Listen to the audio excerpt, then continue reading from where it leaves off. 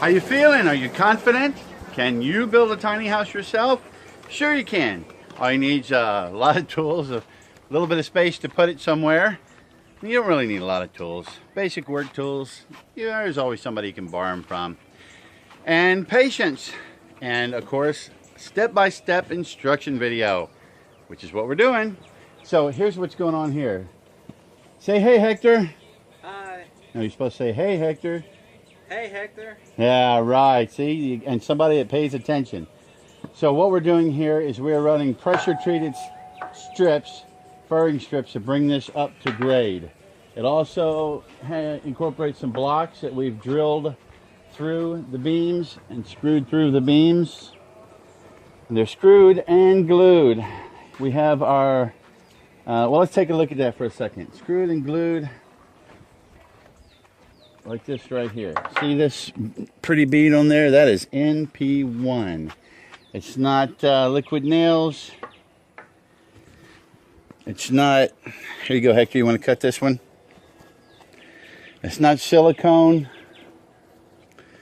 And we'll glue it in place and hold it with these clamps until we bolt it all down.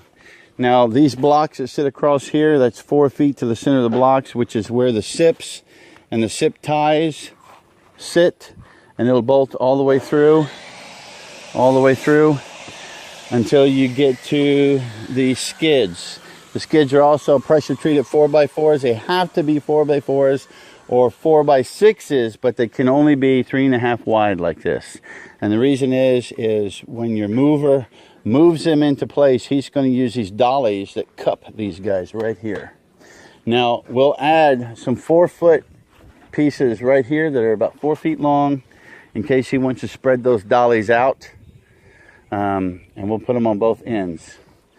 You're going to notice that from this outside to this outside is 72 inches. It has to be a minimum of 5 feet in here for them to grab it with this big bar, this big moving mule that they have that they move it around with. But we really want 72 inches because that is the width of the trailer that this is carried on. So if you notice how we built them, we could buy one 20-foot piece and run it down there, but we bought 3 10s, and there's a couple reasons why we did, and we lagged that guy all the way through. It's lagged and screwed with about 20, 30 screws in there. But this double wide brace right here, when they crank it down to the truck, they're going to come up in there with their chains and straps and pull it back down into the trailer. And so we just like to give it that extra strength when it's riding down the road, if it does a little left to right rocking. So if you have a bunch of clamps, boy, does that come in handy. If not, you can use rope and tie some knots in it. Any way you have to you want to do to get it down into place. You don't want to squeeze it so much that all the glue comes out. You just want to spread that glue out. This is what we're using. NP1. That polyurethane, high performance polyurethane, is the bomb when it comes to bonding. Okay, let's see what Tim is up to. So I hope you're gaining some confidence in all of this. Come out, work with us like Hector's doing. Our workshops are free. You put in the labor, we'll teach you what we know. That won't take long. That won't take but 5 minutes, will it? Okay, so Tim's denailing the last few boards. Got some really nice stacks going on here. Running everything through the planer.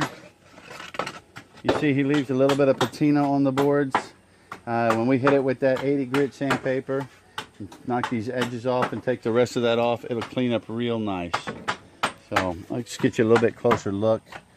Leave all of that chewing in there. All those little divots from ants burrowing in there.